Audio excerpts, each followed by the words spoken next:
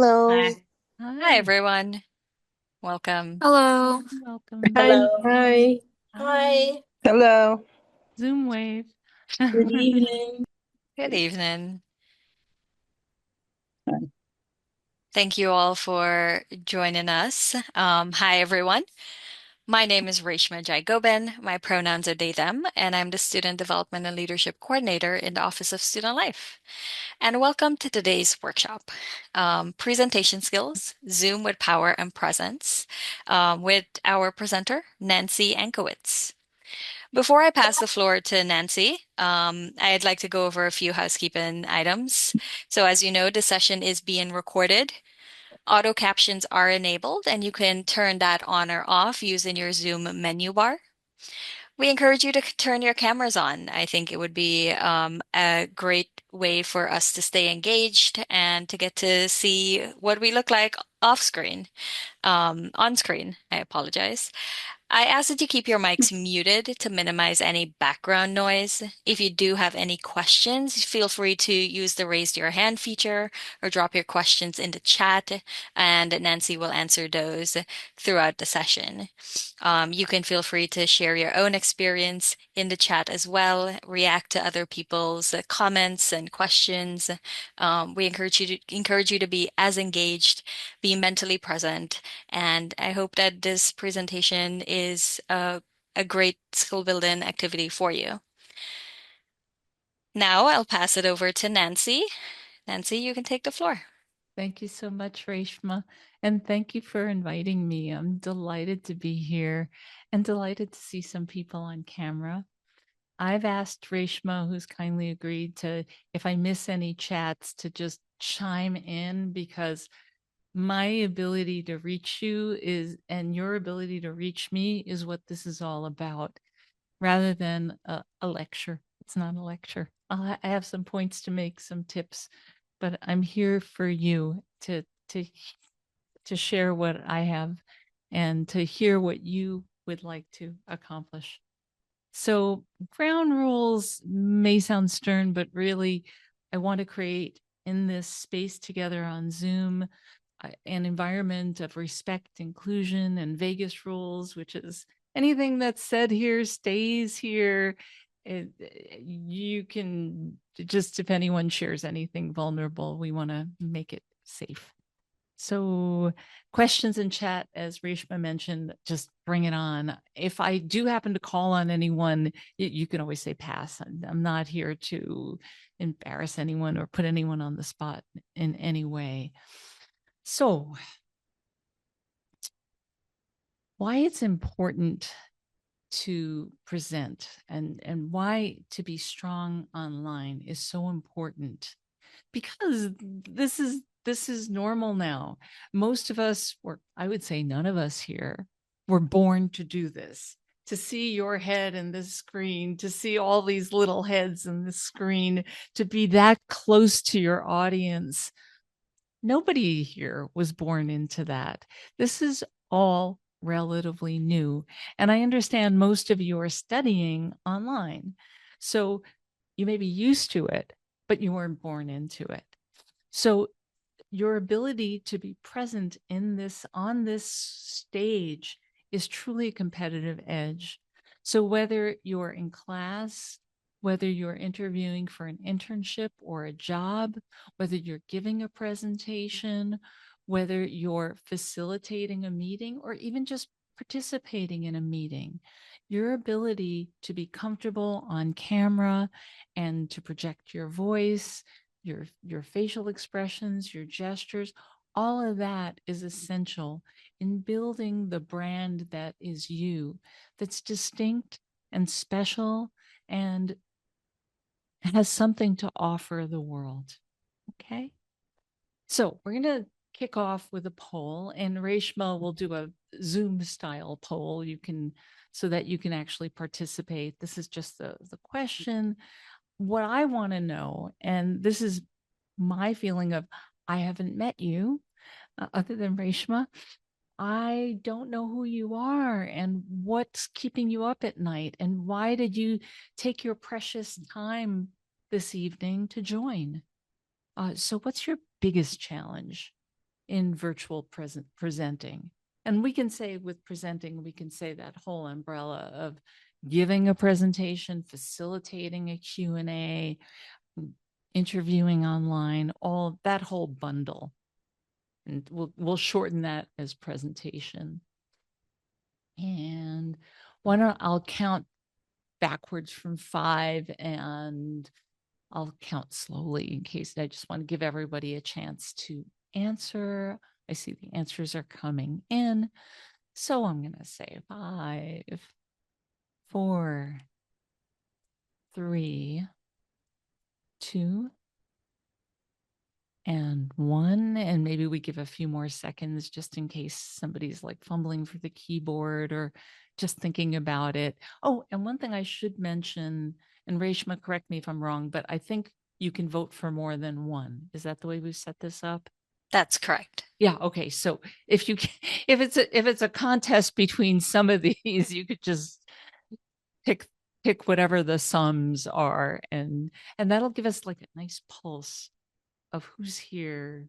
What is the audience thinking? Okay. So, Reshma, do you want to end the poll and we'll take a look at the results? Yeah, Sharon. Okay. So, all right. So would you mind sharing them out loud?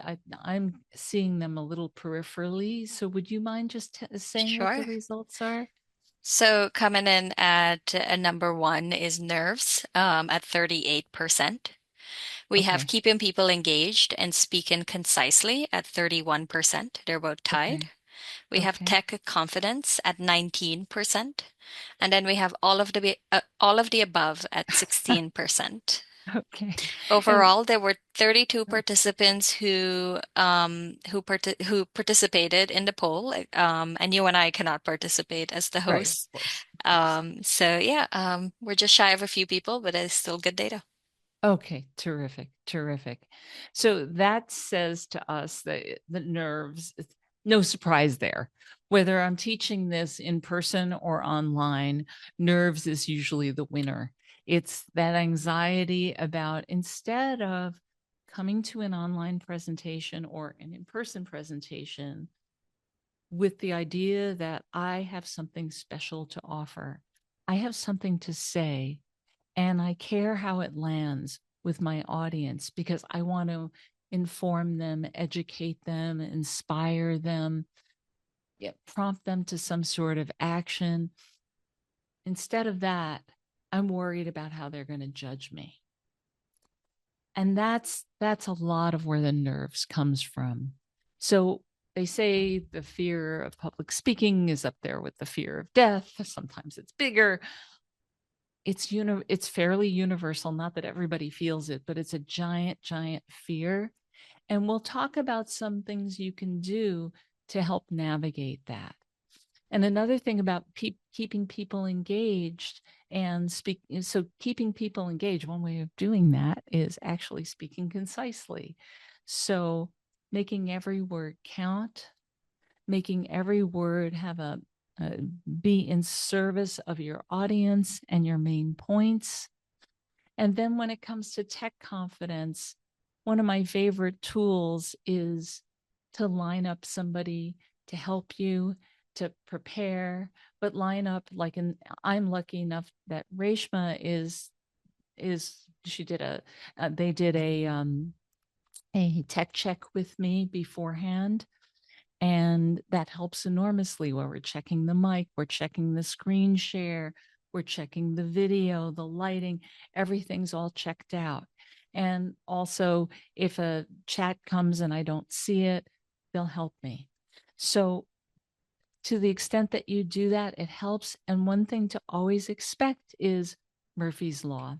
If you present enough, you will have every manner of audio problem, video problem, screen share problem, somebody else making screechy noises. You're on mute. How many times do you hear that in a day? I feel like a day is not complete if I don't hear that. So all of these things, what I wonder is in the chat, which I can't see too well. So anything else that people shared that is a big virtual presentation challenge. And Reshma, if you share anything, if you see anything. I don't see anything right now. Nothing. We're good. Oh, okay, terrific. So we pretty much summed it up. Okay, great. That gives us a pulse of who's here, why you're here, at least the biggest things. And if you think of anything else, by all means, chime in. So I like to frame this as if you have jitters, it means you care. A few quick tips to help you. Now you see a picture of me doing push-ups in 30-degree weather, by the way, outdoors in Manhattan. Okay. Whatever floats your boat. But for me, exercise, physical movement helps get me grounded, helps make me feel alive. And am I going to do that on a Zoom? Probably not. But what I can remember to do is breathe. So I want to encourage you all right now to just take a conscious inhale and exhale. And another one, inhale and exhale. So you'd say, well, if I didn't breathe, I wouldn't be alive. Yes. But what happens when you're nervous is you breathe more shallow, and it doesn't support your best voice, and it doesn't support your best presentation. So next thing is to ground yourself. There are many things you can do, but one thing I'd like you to do right now is feel your feet on the ground. Cross my legs a lot, but I would say right now, you might be a leg crosser also, but feel both of your feet on the ground if you can. And that literally will help ground you. Some people like to have a stress ball that they're playing with, but if you do so, underneath the fold so people don't see it. And also think of connecting to one person at a time as opposed to having this giant cyclops of eyes. So connecting with one person at a time and thinking of your audience as a number of people who are each individual, who each matter. And again, they're not there to judge you. You are there to share, to impart something on them, whether it's knowledge or experience or research, something compelling that might inspire them, and so forth. One of my favorite pieces of research when it comes to jitters is to reframe nervousness as excitement. And pairing that with another piece of research that I think it really resonates with me is to speak to yourself in the second or third person. So instead of saying, I've got this, meaning, let's say a little affirmation for myself. And I welcome you, by the way, in the chat to write any affirmations you can think of. You're about to give an important talk and you want to say something that'll boost you a little bit. Like it might be, I've got this. It might be, I'm going to ace this. It might be just something positive. I see one person said, I am me. That's beautiful. That's beautiful. And there's only one you. Beautiful. You've got this. Another person wrote, how long is this Zoom? 60 to 90 minutes. Okay. And all right. So now we're going to take that. I'm just going to take one of this. One person just wrote, I am capable of this. So take that message and turn it into the second or third person. So instead of I am capable of this, you are capable of this. Or if your name is Joe, Joe is capable of this. So those two pieces of research combined have helped, I would say, thousands of people that I have taught at university, as well as my private clients, with their online and in-person presentations. So those are powerful things. And I see other things popping up like, another useful thing, one person wrote, people usually don't know if you make a mistake. I couldn't agree more. You're so right. One person wrote, I got this one step at a time. I'm enough. If I wasn't ready, I wouldn't have the opportunity. What is the benefit of changing from I to the you name? One person wrote, excellent question. The way I understand it is it takes it's so personal to say the I voice. It's so personal. And as soon as you shift that to you or your name, it takes you out of it a little bit, just enough distance that it matters, as if some mentor is speaking to you, as opposed to that voice in your head that might be a little bit too, you did this, you did that, if you're anything like me. Okay, so that's an excellent question. Keep bringing them on. Okay, so there's the physical, there's the what you can say to yourself, and we're going to keep moving from there. To the extent that you can learn about your audience, please do. And in a case like this, where I had no way of reaching you in advance and finding things out, I'm running a poll to get a sense. I'm welcoming you to chat to get more of a sense. To the extent when you're speaking to an audience, that you can find out what they care about, what they need, and what you want them to do, if anything, that will help and everything else follows. Thoughts on that? Okay, so audience first. I like to think of things, but just back to the audience for a moment. I like to think of a big Venn diagram, and there's a circle here on the right, that's you, a circle here on the left, that's your audience, and that piece in the middle is what your presentation is. It's that piece in the middle. It's the stuff you care about and they care about. It's boom, hitting that sweet spot. Okay.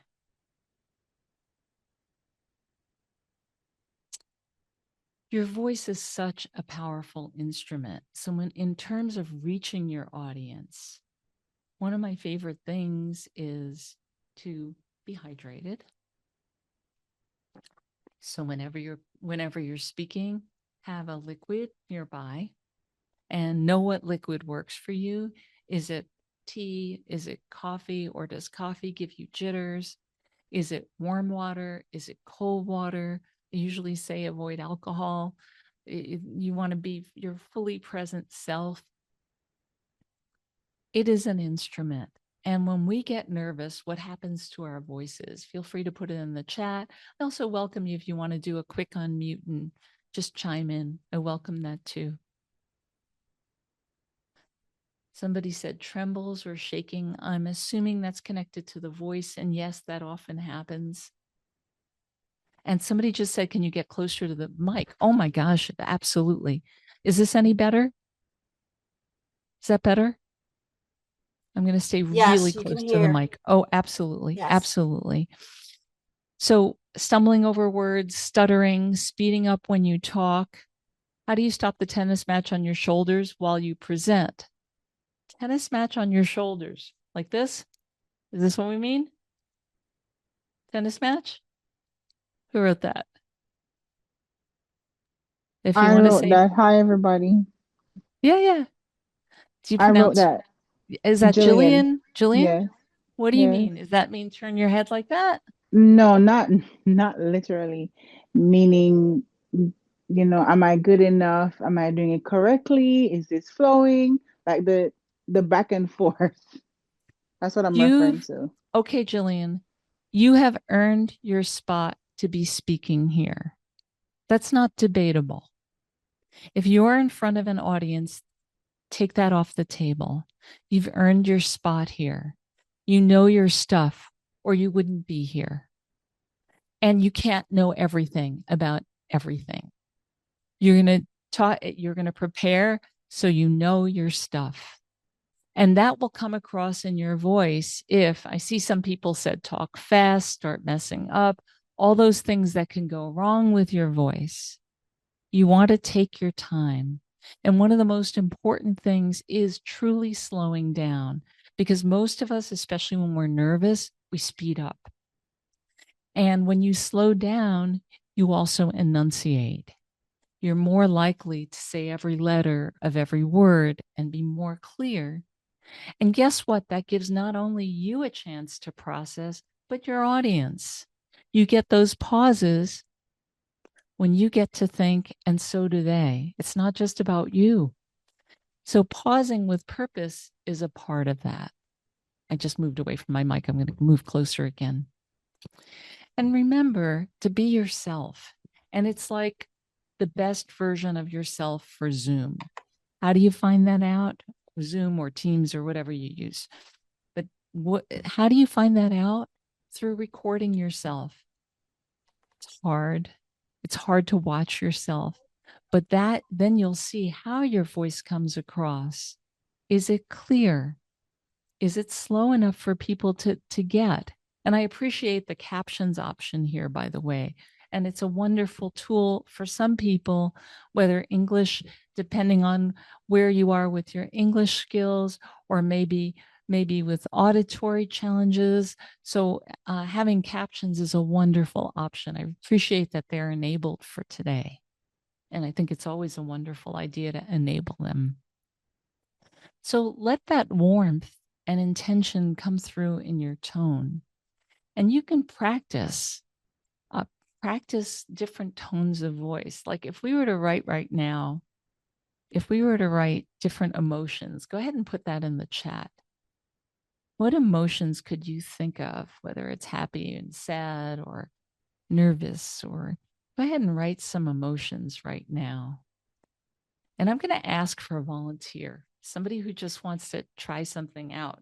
And I understand, thanks to Reshma, that there are 5 students possibly here today who are part of something called Visionary Voices, who will be giving a presentation at a conference.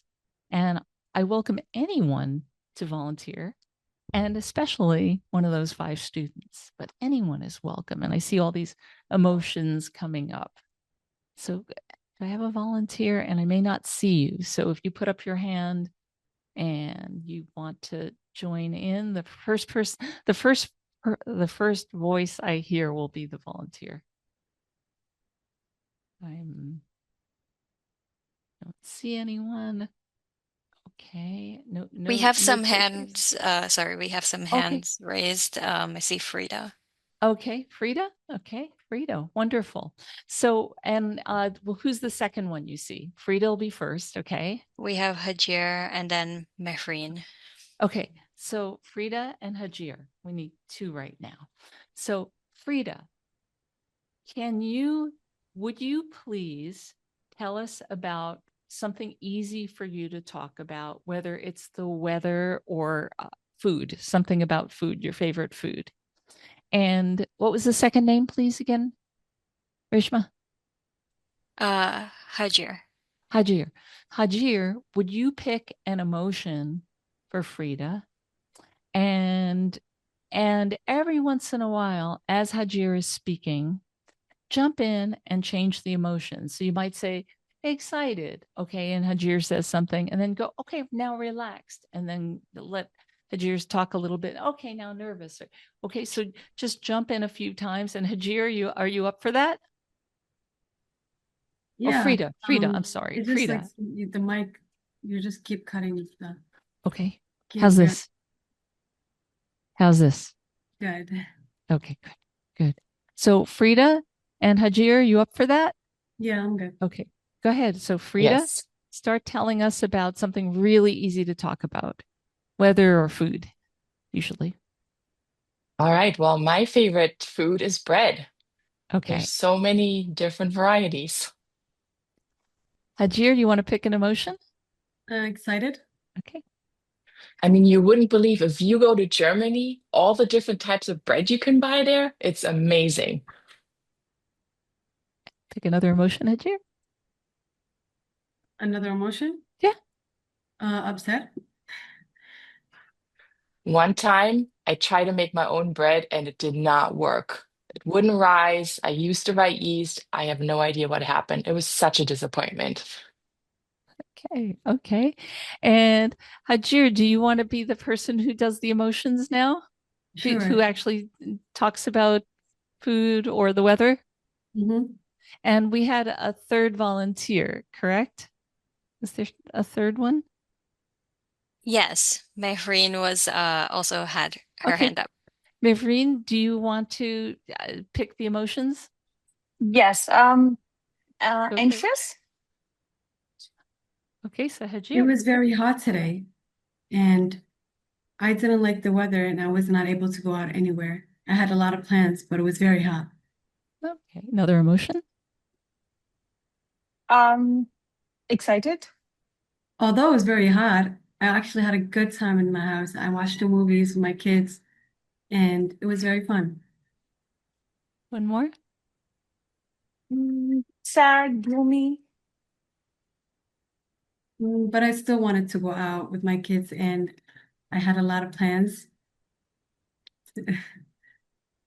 Okay, beautiful job. Disappointed. Okay, oh, you go to one more. Um, I guess the same way I've said. I'm very disappointed that the weather didn't go as planned. That's it. Okay, lovely job. Okay, wonderful, wonderful. The idea here is to zero in on different aspects of voice, and one important one is emotion. We often when we're nervous, our voices flatten, they get faster, and when they flatten, we don't have enough warmth and intention in our tone. So this is a reminder to decide what emotion do you want to show? It might have to do with your message. It might have to do with your audience, the timing, many things, but be intentional about that. Any insights you want to share so far about what we've covered regarding voice or other aspects of voice that you're interested in? Okay. All right. I see. Jessica, you put up your hand.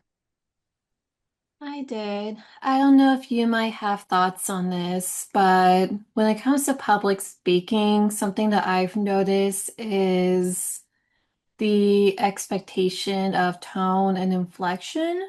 And Mhm. oftentimes for neurodivergent students or speakers, they Hmm. may have challenges with inflection or tone, even if they're great speakers otherwise. So I'm wondering if you have any thoughts on that and making public speaking more accessible in this manner. Mhm. It's a really important question. I don't have an off the top of my head answer. I welcome. Does anyone else have any thoughts on that?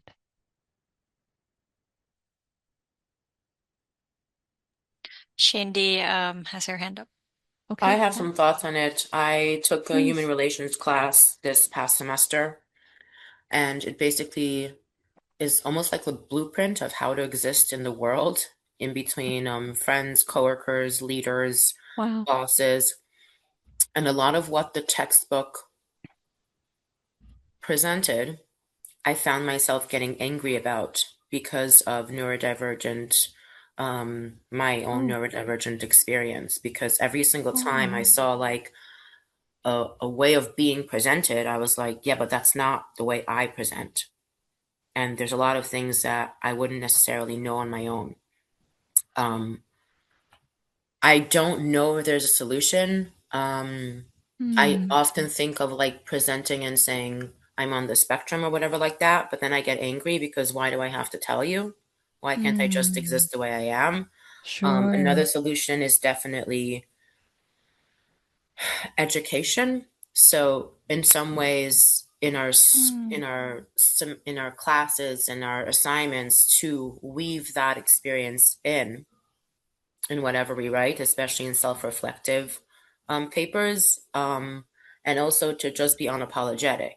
And if someone's like, "Oh, you're so rude," people have said that to me because I just like say what's in my head. I don't really know sometimes what yes to say, what not to say. So either people will say, "You're so rude," and I used to feel upset or confused until I learned that that's just how I talk. And then I also started learning like Hmm. situations and how to say things, but then I get to pick and choose where I want to work extra hard in being a certain way. Like, what benefit do I get from it? Do I want to employ that? And sometimes I'll tell people, oh, Hmm. I'm on the spectrum, depending on the situation. And they'll be like, oh, okay. So it's a really good question. I don't think it has any easy answers, but definitely.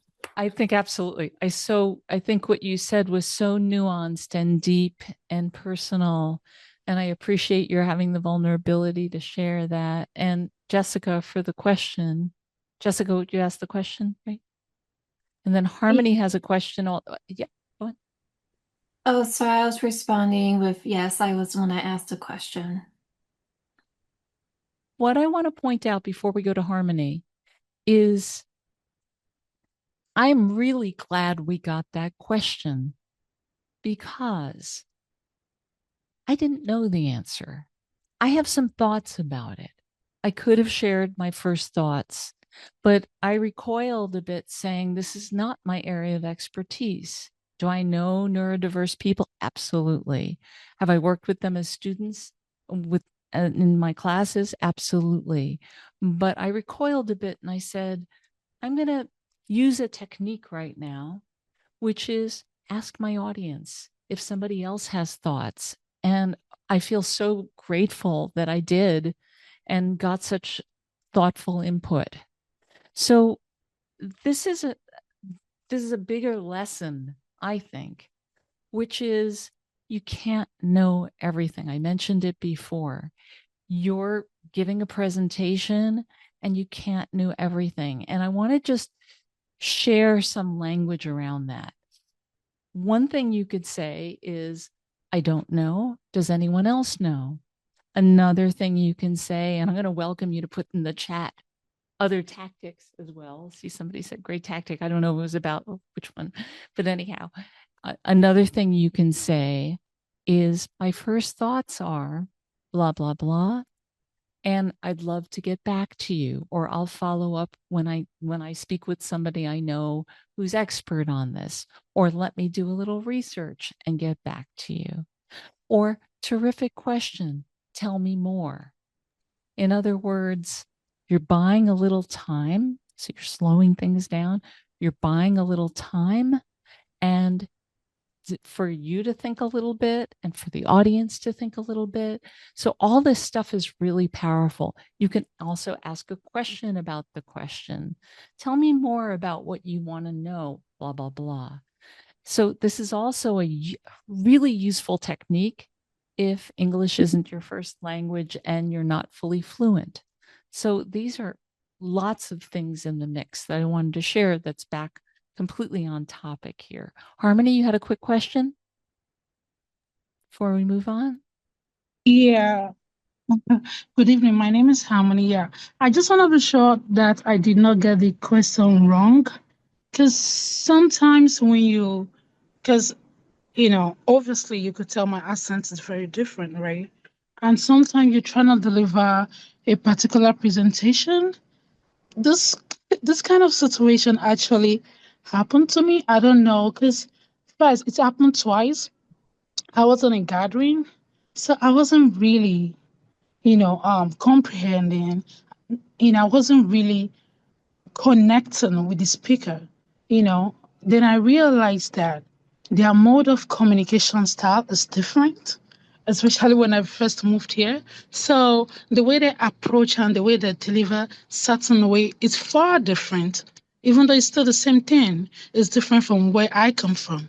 So and I know I do many workshops sometimes. Some of the skills that I apply is to like practice some cultural skills, especially when you get to know the diverse population you want to speak with. You need to really do some research in that area. Make sure you understand the way they communicate and the way you communicate. It's not about trying to impress. Just like you said, just try in your own possible best way to be adaptive and also inclusive to your best of knowledge. Thank you for sharing that, Harmony. And then, yeah, thank you. I really appreciate that. It's saying we're from different cultures, from different countries, that we express ourselves in different ways. One thing that often hits me is in a US business context. I have a background in Wall Street and complex, I've changed careers a number of times, but in a US business context, less is more, fewer words, whether it's out loud or in writing. And that comes as a shock to people from many other different cultures, different countries, and it's different. So learning how people are different in many different ways, whether it's the neurodiversity or cultural diversity, it's important. It's important. Jessica, did you have another quick question before we move on?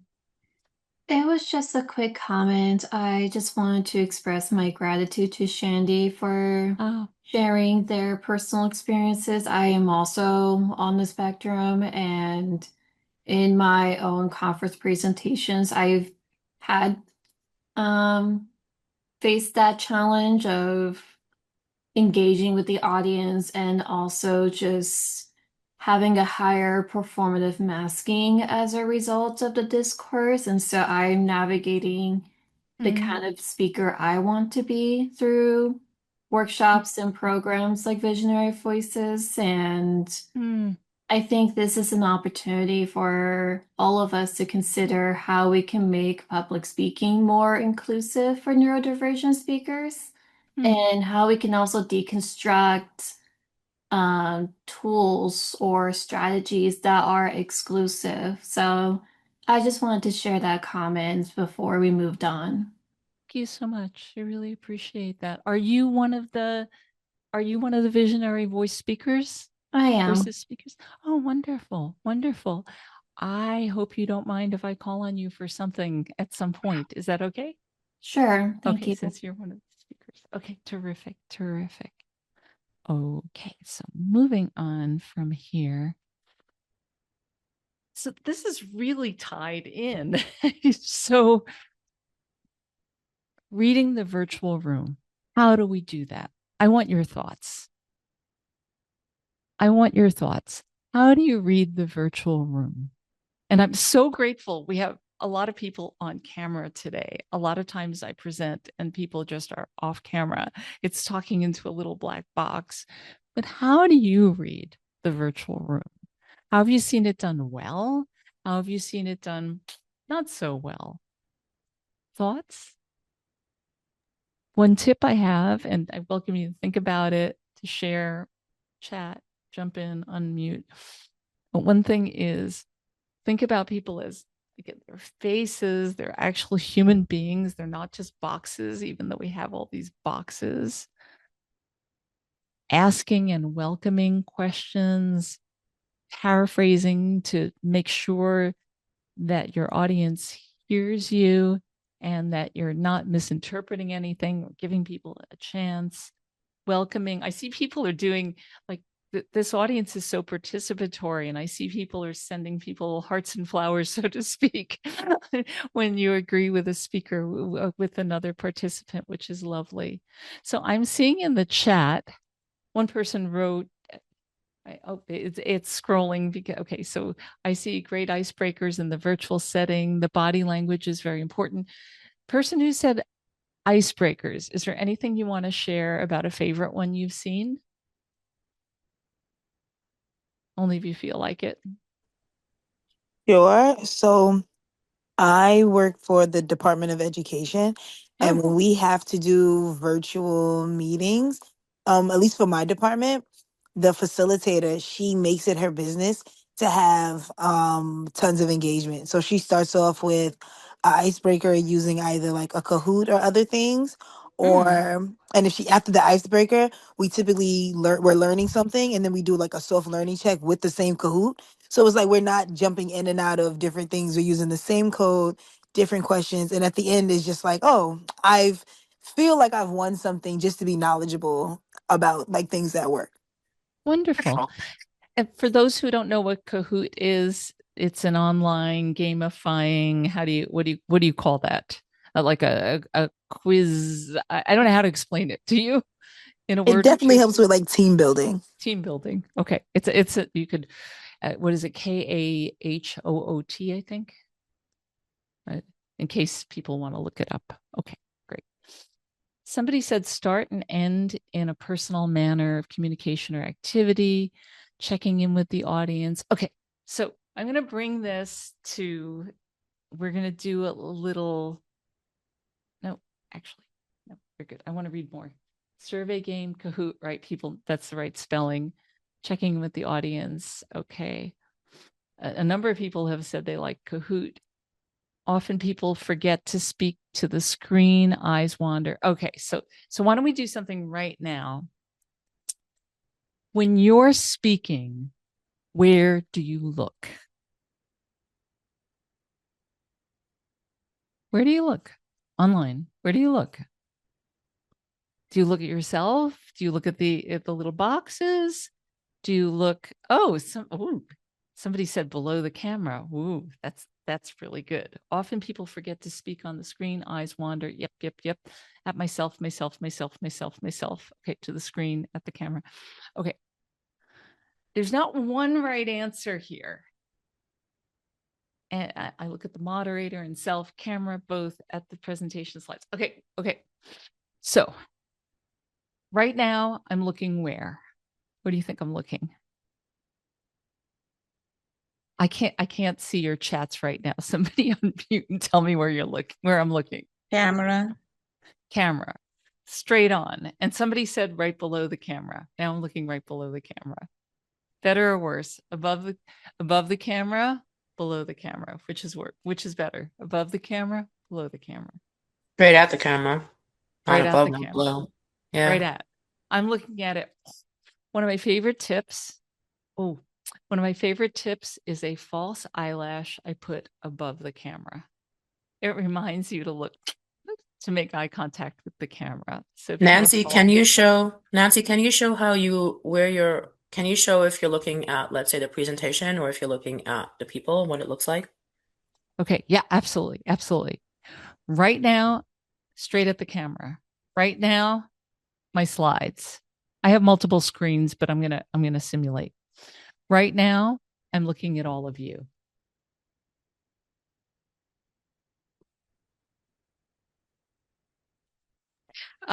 Nancy, I see a hand. Please go Talia, for it. am I saying your name correctly? If not, please correct me. Please. Hi, my name is actually pronounced Talaya.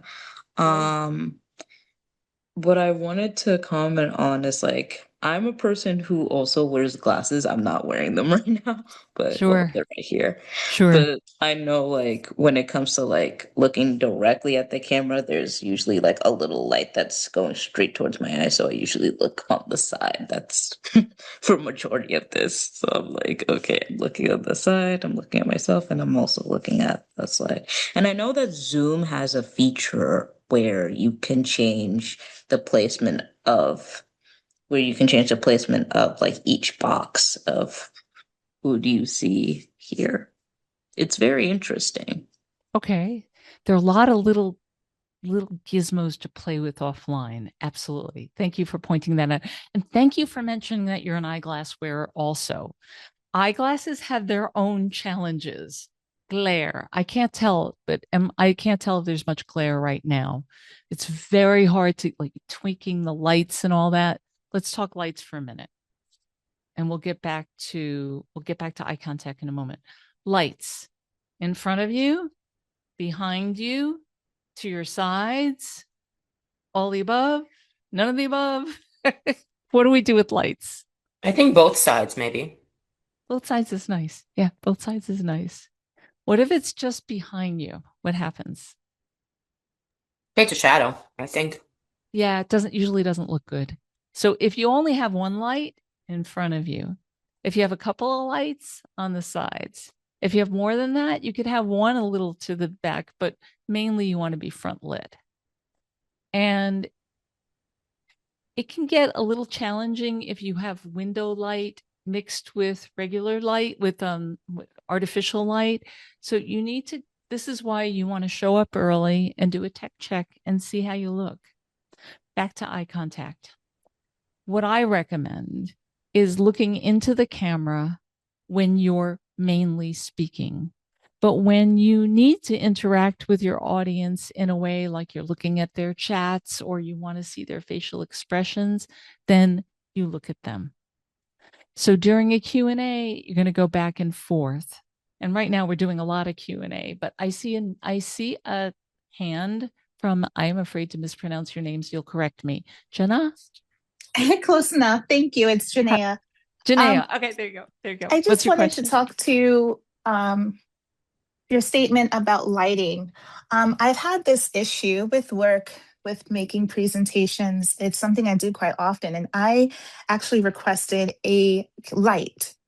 And the reason is because when you have darker skin tones, sometimes the cameras on our computers or laptops, they don't necessarily, like, we don't show up the same way.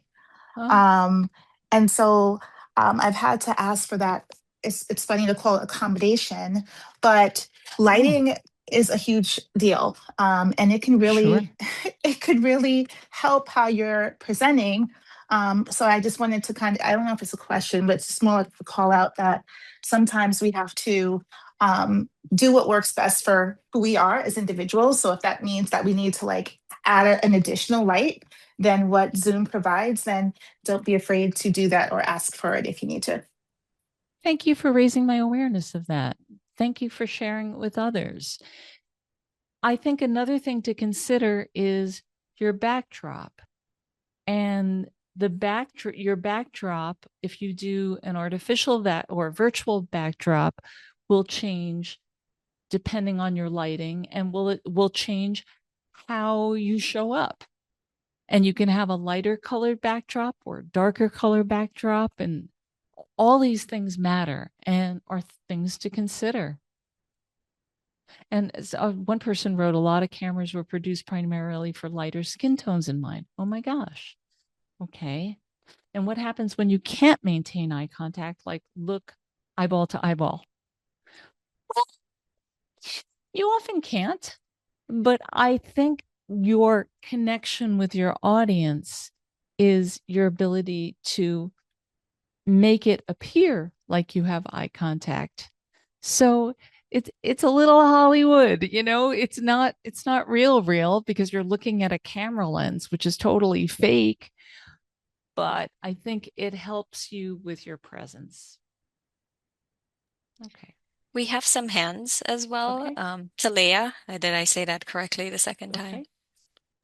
Please go ahead. Yes, I wanted to add something with like lighting because when it comes to lighting, sometimes it can also like irritate my eyes since I have astigmatism in both.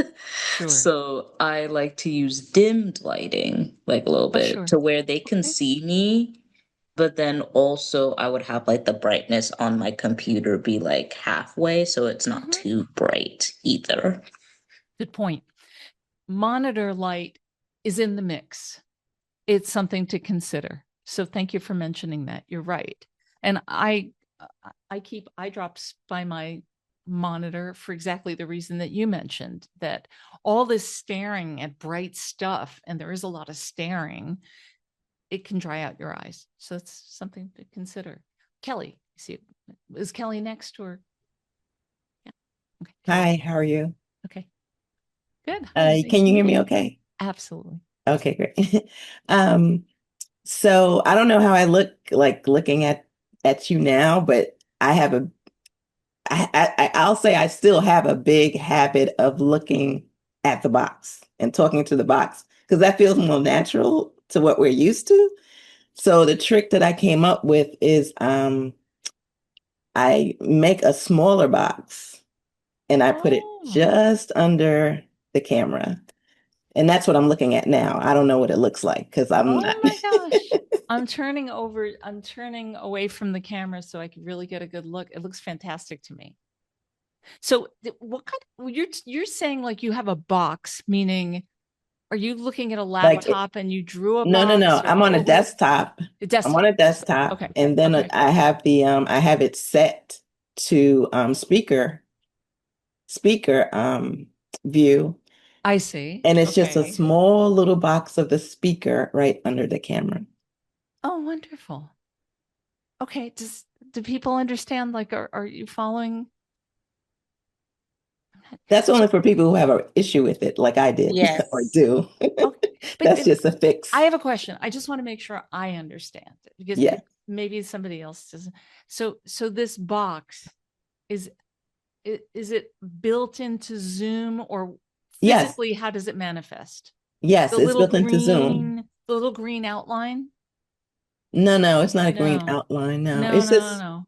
if you think of speaker, having it in speaker view, Yeah, absolutely. but only thing is you minimize the actual, you know, that view. It's just Okay. to fit like a little box under your camera. Okay. Those with questions will ask you in a private chat or whatever. And another thing to consider is, if you're so self-conscious that it distracts you, hair out of place or whatever, you can mute your view, not show it. And then Janaea, did I say your name again? Janaea. Okay, I agree with you. I was an American Sign Language interpreting student for about a year, and lighting, background, and clothing is very important when it comes to preparing to record my signing. Wow, fantastic. Thank you. I want to shift to another topic right now. I see there's some questions, but I want to make sure we cover this because it's huge and super important. And that, we only touched on it, but the idea of thinking on your feet. Not everybody, I'm an introvert. I'm not born into being great at thinking on my feet. I need to think before I speak, as opposed to an extrovert who's really comfortable thinking out loud. That's not me. I've taken improvisation classes to get myself more comfortable in that realm.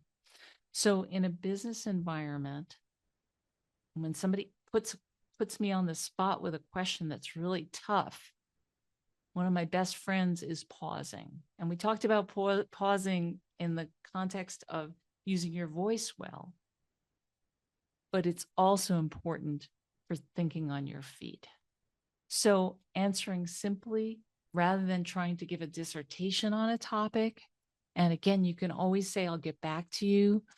Bridging things back to your message, as opposed to feeling like you have to necessarily change your whole presentation. And remember that even tough questions are an opportunity for you to connect with your audience, versus as a threat or somebody trying to make you look silly or embarrass you. So I see a thumbs up. Okay, cool. Thank you. And one of my favorite lines is, let me think about that and get back to you. So I want to welcome this audience or you to, and somebody says like improvising. I'll say that. I'll answer in a minute. What lines can you use when somebody asks you a difficult question? And Jessica, can I put you on the spot? Sure. Okay. So, and I see Shandy, you have your hand up. So Shandy, can you ask Jessica a ridiculous question that there's no way Jessica would know the answer to? Ridiculous question. Okay. Go for it. Why are there flying cheeses in the sky? Oh, that's perfect. I wish I thought of that. That's perfect. Shani, Jessica. Yeah. Shani, I really appreciate your question. I love the opportunity to look into this further. If you like, we can exchange contact information. I can follow up with you after the presentation. Okay. You commented on the question. You showed enthusiasm. You offered to follow up.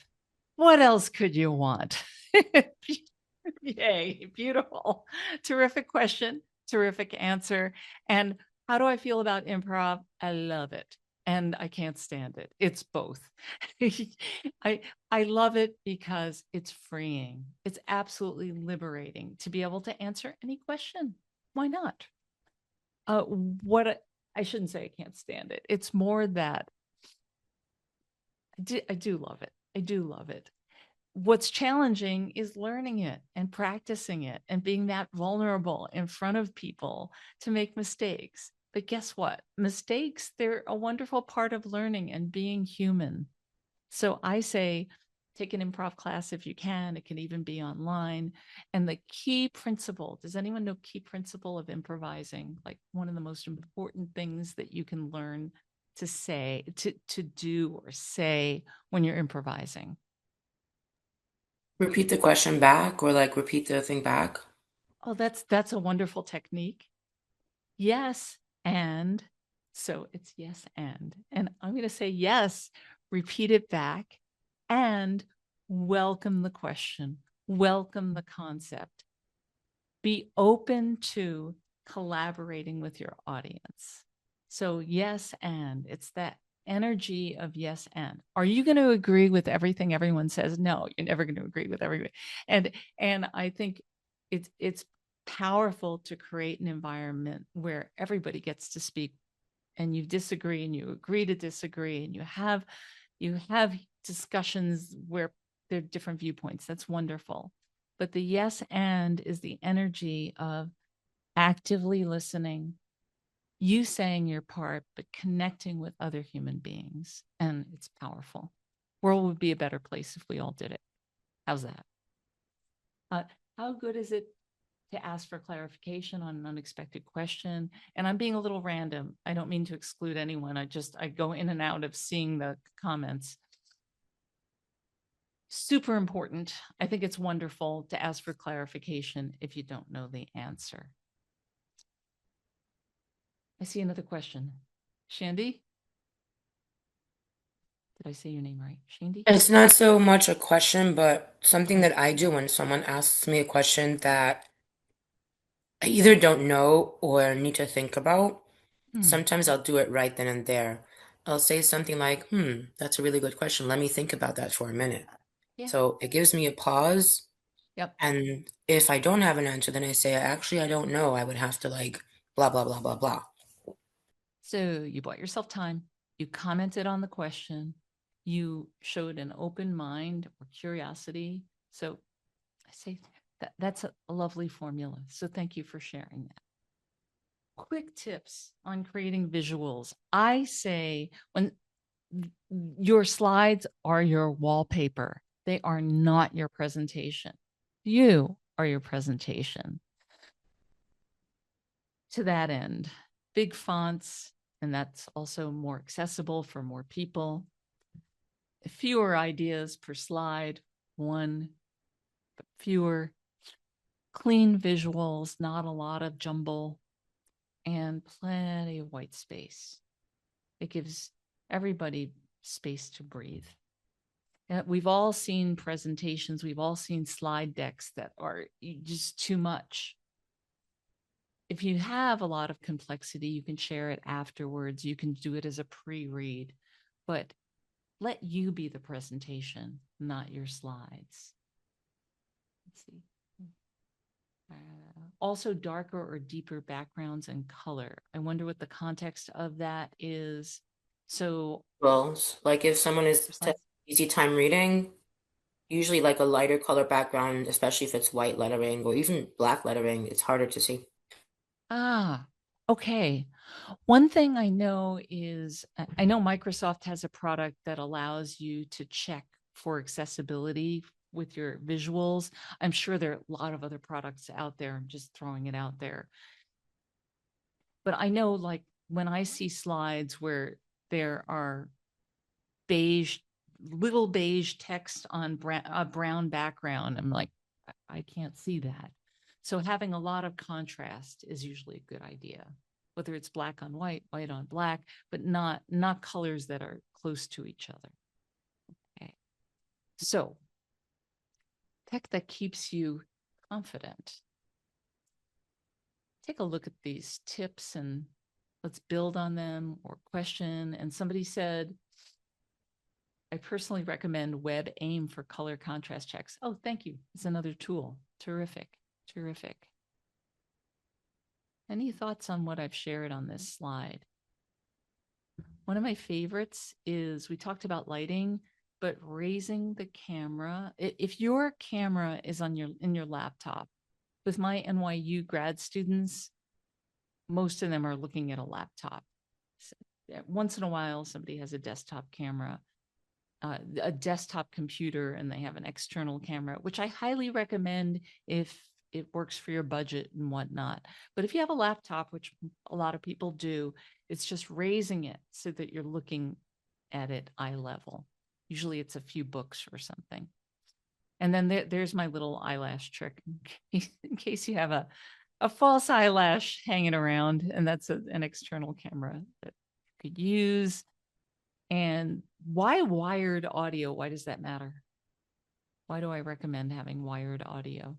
It's not always possible, but when you can, if you have a major presentation, you're doing this visionary voices and you have a big presentation or something like that. And why is wired audio a nice option? Is it for better sound? Yeah. Yeah. Yeah. Less flaky. And close apps to protect bandwidth can help. Depends. A lot of this depends. But creating a backup plan is super important. Today, I shared my slides with Reshma beforehand. I said, look, if all else fails, you have my slides. But to the extent that you plan for tech things to break in the middle, before, better sound closer to the mouth. Thank you. Thank you for reminding me. Thank you for reminding me. Today, the sound is extra challenging. So thank you. I am holding it as close as possible so that you can move the mic closer if necessary. Yes, absolutely. I'm holding it really close. And by the way, I will show you, I have other mic options and you'll tell me if this is better or worse. You sound fine. I was just saying that's another reason to have a mic so you can move it closer if you need to. Oh, I see what you mean. I see what you mean. Oh, okay. Okay. Well, you just got my second mic and now I'll show you just so you hear it. This is my computer mic. Better or worse? That's worse, definitely. Worse. Yeah, better or worse. Okay. Because I speak for a living, I invested in an external mic, $60-ish.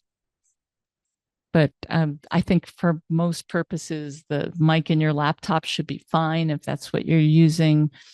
Or using your phone as a backup or dial in is fine. Yeah. Okay. Right. An emergency hotspot from your phone can be used, super helpful many times. Okay. Big idea today.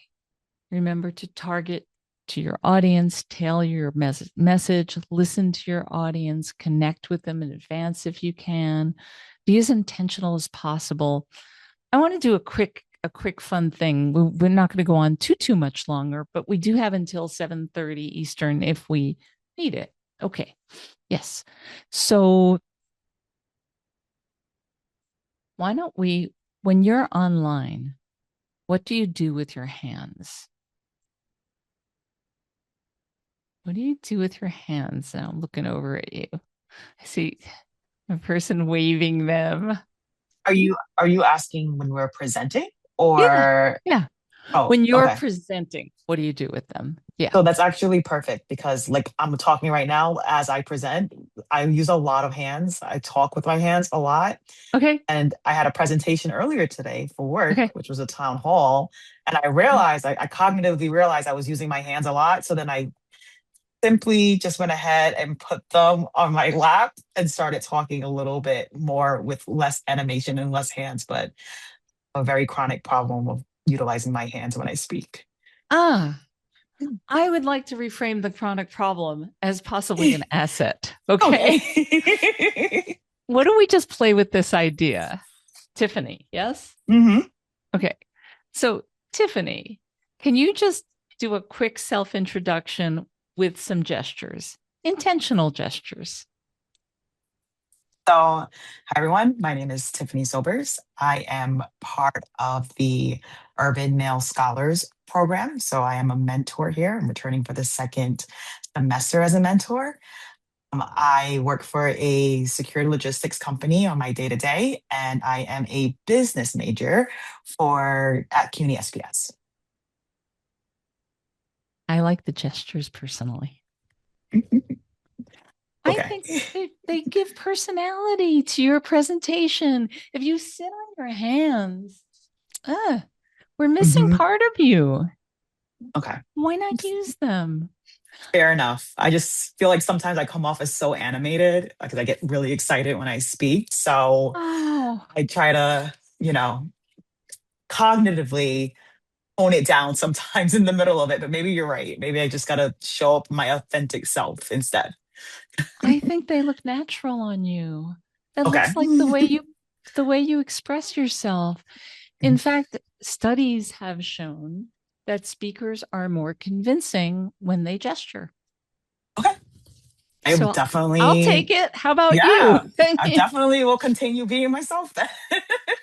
And somebody wrote, be the presentation, not the slide. Yeah, totally agreed. Body language speaks volumes. Agreed. Mhm. Agreed. Terrific point. Yeah. And one person wrote, love the hands, show you're engaged and excited about what you're saying. I think that whole thing about don't use your hands is, I don't know who came up with that. There are cultural differences in gestures. And I'd say do you do you Mhm. I, Mhm. I, yeah, the Okay. one thing is see yourself on recording, and I like to be somewhere between an orchestra conductor and a mummy. But Okay. see how you come across, and are you doing anything distracting? Mhm. My own preference is to keep gestures more open as opposed to closed. So and not fidgety. So not touching your face or your hair. I mean, if your nose itches, you scratch it for a moment. But Mhm. in general, to keep them open, to keep them varied. So you're not being a flight attendant with the, pointing to the overhead compartments, and Mhm. make them natural. And what I saw, Tiffany, was completely natural. It was just, I wouldn't question it. So Okay. sitting on your hands, you're robbing yourself of part of your message. That's my thought. Fair enough. Thank you. And Harmony wrote, hand gestures are good. Don't just overdo them. Okay. And overdoing may be in the eye of the, I don't know. I'm not sure. As long as they're not to distraction. That's my feeling. As long as they're not to distraction. Shandy, do you have a question? No, I was just going to comment. I think that the whole judgment about hand gestures might be an outdated one. Thank you. Thank you. I feel that way too. I feel that way too. And when you're in, it's easier online to use gestures, but here's a tip. And we can load this poll while we're discussing things. So yeah, thank you, Rishma. So one thing about gestures, I'm going to welcome everybody to participate right now. Let's all try right now to gesture within the frame. So here's outside the frame. Here's outside the frame. Here's in the frame. And if you're sitting, oh, I moved too far from my mic. Sorry. Yeah. Okay. So let's keep it in the frame. Keep it in the frame. Okay. And if you're sitting really close, the frame is a lot smaller. So everybody right now, let's do a one-handed gesture. Like, hi, my name is, hi, just one-handed. Okay. Yeah. Yeah. And now let's do a two-handed gesture. Two-handed. Yeah. But just remember, keep them in the frame. Otherwise, they're down here dancing around. Okay. And now let's just go creative a little bit with gestures, and I'll call on you. And if you don't want to do it, just like pass, whatever. I don't care. But I want to see. I want to welcome you to each try a different gesture. Whatever you want, just try something. So Shandy, you want to show us some sort of gesture that you just creative, funny, whatever, anything you want. Whoa, nice, nice. And Reshma, why don't you want to try one? Sorry, I was typing in the chat. What are we doing? Oh, that's okay. We'll keep going. We'll keep going. Simande, did I say your name right? Throw in a gesture.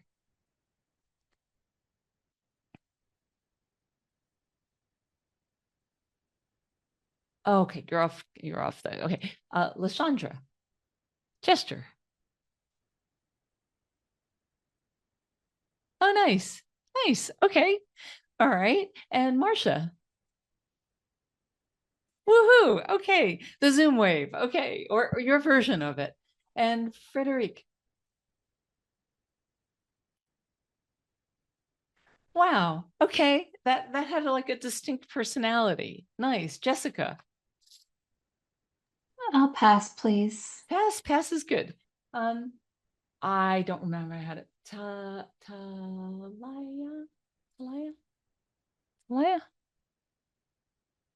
Woohoo. Okay. All right. I don't know if you meant to say 1 minute but that is a gesture. Oh, no. Okay. Got it. Okay. Reina. All right. Nice. I see Turkan. Oh, nice. Okay. Hajir. Oh, lovely. Tiffany. Again. Woohoo. Hey, Carla. Okay. And Reshma, I'm going to come back to you because I didn't mean to exclude you. So, Pierre. Whoa, nice. Alexandra. Woo, all right. Marine. All right, thumbs up. Kelly. Whoa, all right. I may be losing track of, let's see, Petra. Wait, oh, nice. Nobody's done that. Yada, and please, anyone, if I mispronounce your name, please unmute and correct me. All right, and Shikya. Okay, I don't see one. And then Reshma, you have a gesture you want to show us? Reshma, sorry. All right, cool. Let's go to the poll. So, as a result of this presentation, we've done some nonverbal, some verbal, how to handle jitters, all kinds of stuff. And there's a giant universe we could cover, and we had a short amount of time. We can still stick around for some more questions if you have them. It's been just a wonderful audience. I am so stoked, really love working with you. So you don't see the poll. Oh no. Try again. Reload. I just ended it. It was on for like about 5 minutes. Okay. All right. So for anyone who didn't see it, you can write your answers in the chat if you're okay with not being anonymous. So what will you focus on next as a result, and this is also on my slide, as a result of today's program, to become a more confident, better presenter? What will you focus on next? One person wrote A and D, stronger openings and reading the room. Okay. One person wrote 4, which is slide clarity. Lovely. Okay. And another person wrote C, handling jitters. D, reading the room, vocal presence and jitters. Slow down. Okay. So let's look at the official. You can keep chatting. That's fine. Somebody wrote all. Okay. So, Reshma, would you mind sharing the official results if you haven't done so? I'm not sure. Yeah, it's shared, it's but I shared. can read them aloud. So at 52%, we have vocal presence. 35% tied at stronger openings and tech confidence. Okay. 32% tied at handling jitters and slide clarity. And then at 29%, we have reading the room. Beautiful. So the biggest one is vocal presence. So let me give you another vocal presence tip, since that's what you want to focus on next. We talked about hydrating, another important thing for vocal presence. Do you have a book nearby? Do you have a book? Do something silly right now. We could share, stop sharing, whatever, because it's blocking my view. I'm just gonna, whoop. You have a book, put it on your head. Why do we have a book on our heads? Oops, why do we have a book on our heads? For those who have a book, preferably not an ebook, it could crash. Any ideas why we would do this? What does it do for your voice when you sit up straight? Posture. Say again, I couldn't hear too well. Posture. Posture. Good posture and hydration support your best voice. Confidence. Confidence. Help you project confidence. So whether or not you have a book nearby, remembering to sit up straight, possibly lean forward a little bit to show interest in your audience, that will help enhance your presence online. Really important. So that posture, even without the book, it's sitting up, lining your spine as if there's a string, somebody's pulling, you're pulling, lining that spine beautifully will support your best voice. That we're giving to ICE. That's why I wrote the only. I hear somebody else piping in. Was that intentional? I don't think so. Okay. All right. Another thing that helps with your presence that we haven't talked about is your facial expression. You're in this box, and what would be a useful facial expression that you can use for a lot of presentations and interviews and online meetings? Any thoughts? A smile. Yeah, pretty universal, and it works. And somebody else reminded us about breathing. Speaking of breathing, where should it come from? Your lungs. Okay. Your diaphragm. Your diaphragm. Who said that? Marcia. Yes. Do you remember where your diaphragm is? Can you tell us? Yes, it's right below your rib cage. I think it's the second biggest, somebody can Google it, organ in your body. It's all the way around your body. So often when we say breathe, we all goes, but it's a really big organ. And it's expanding your lungs all the way around, in front and back to the side, and it feels wonderful. We often forget to do it on a daily basis. To just that's why I asked you before, intentionally breathe, inhale, exhale. And that'll also remind you to look into your audience, look into the camera, smile. And smiling is contagious. And somebody wrote vocal and facial expression are really important. I agree. They both convey emotion and connection, hold attention, and clarify your message. Beautiful. Okay. Wow, such a thoughtful audience. All right. So before we wrap, we covered a lot again, but here are some thoughts for you to think about and some tips. And if you have any additional questions, I welcome them. I see one hand up and another hand up and another hand up. So I am not sure I saw them in the right order. And Reshma, did you see whose hand went up? Yes. Yes. Amela, I hope I'm saying your name right. Mela? Okay. Yes. Hello. Good Hi. evening. My name is Amala. Amala.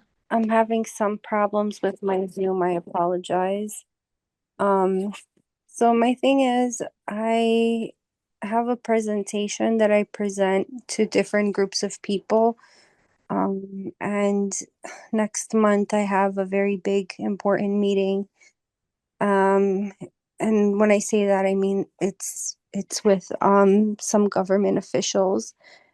And I have this issue sometimes where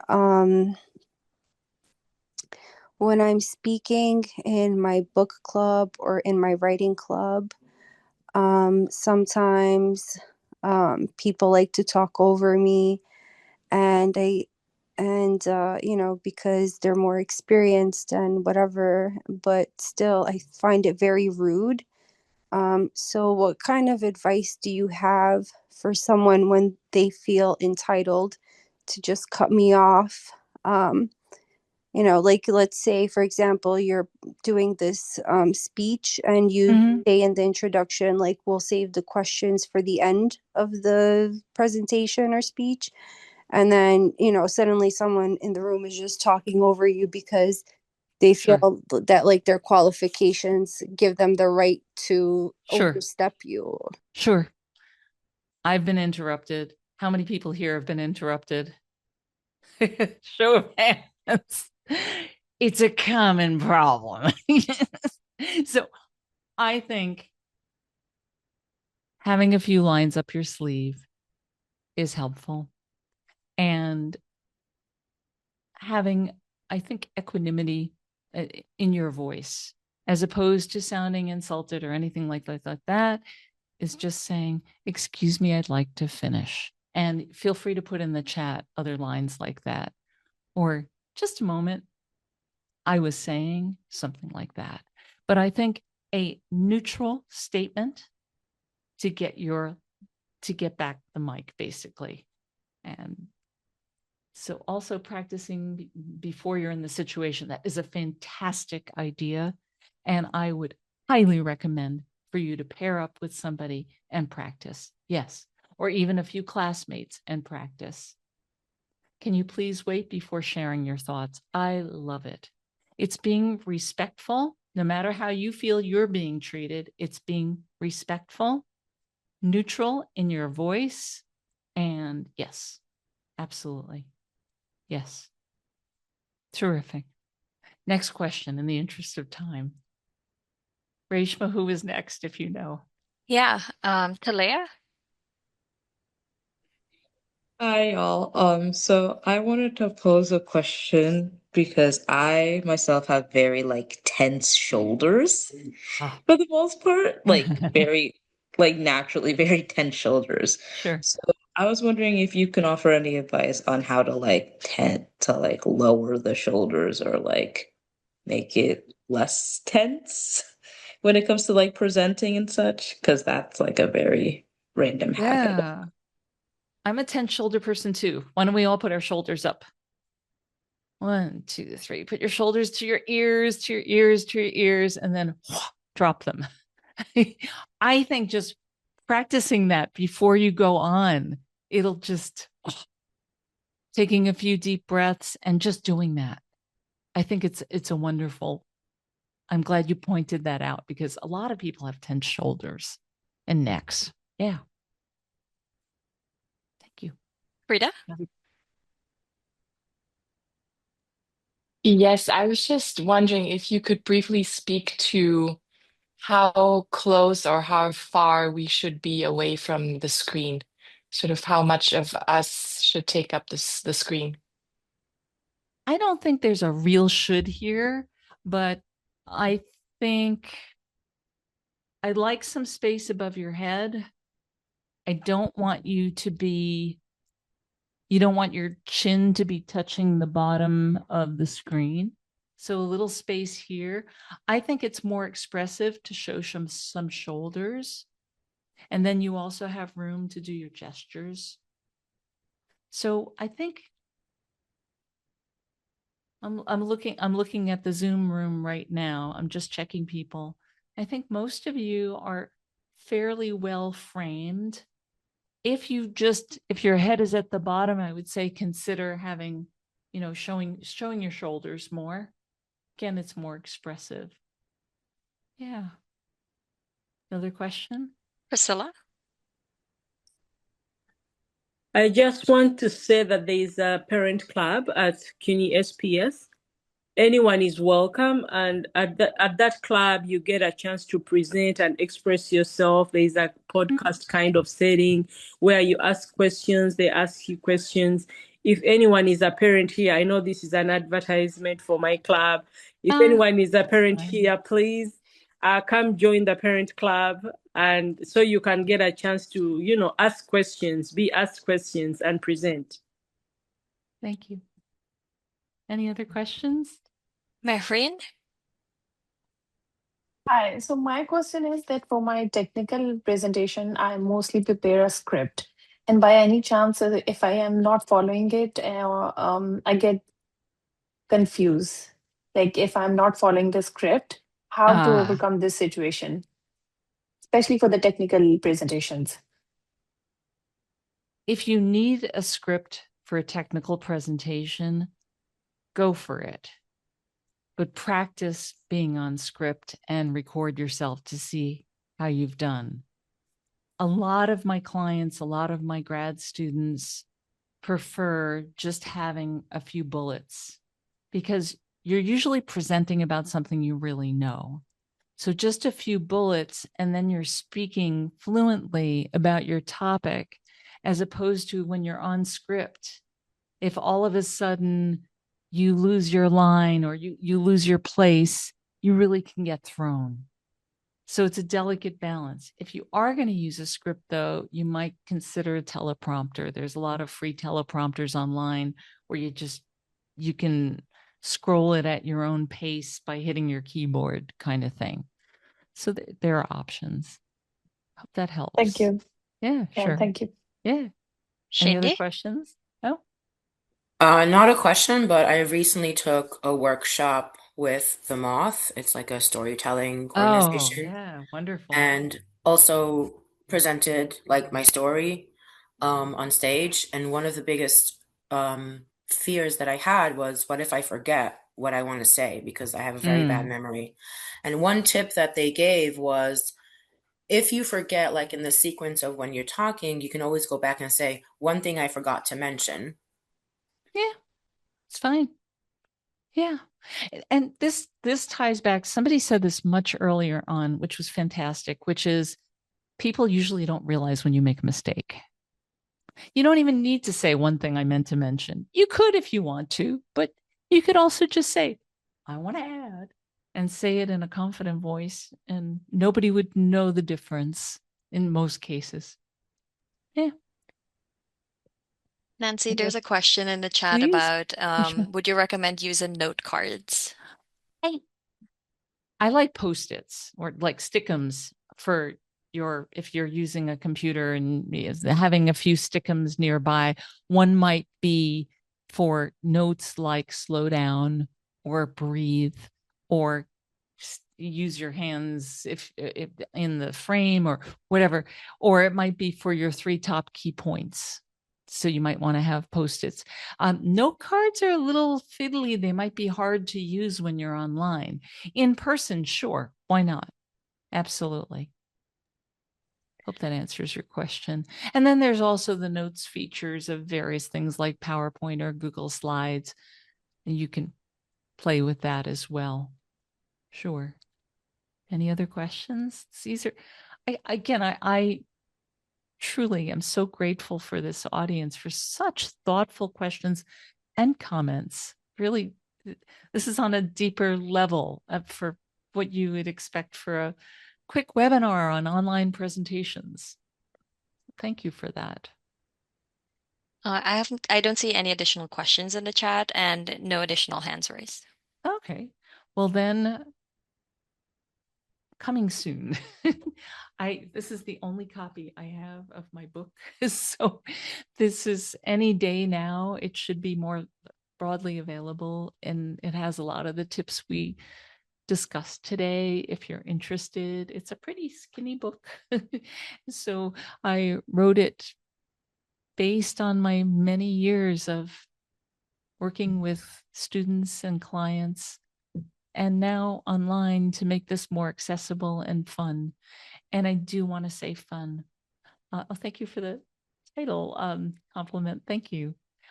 I said, I'm glad I said, there are many of you, myself included, we all say, and I'll add one more tip, which is if you say, like most of us, keep it to no more than 1 a minute. If you're not sure, record yourself, count how many times you say, or and get it down to 1 per minute. More than that becomes distracting. So it's a way of slowing yourself down for enunciation, giving yourself time to think, giving your audience time to think, but also presenting your best voice, supporting your best message online. And that's what this is all about. I welcome any follow-up questions afterwards. I said and I really wish you joyous presentations online. You've got this. Your name has this. Not, you don't need to use the I voice, just recapping a little bit. And really enjoy the process of connecting with your audience and sharing the gems that you have to offer them. Okay, so thank you. Thank you again, Reshma. Thank you so much, Nancy, and thank you everyone who stayed. I hope that this presentation is a small step, but I hope it was valuable to you in whatever you do next when it comes to presenting online. Thanks, everyone. Enjoy your evening. Stay warm this weekend. Stock up on, everything that you need, and I'll see you all hopefully online soon. Bye. Bye. Thank you. All right, thank you. Bye. Thank you. Bye.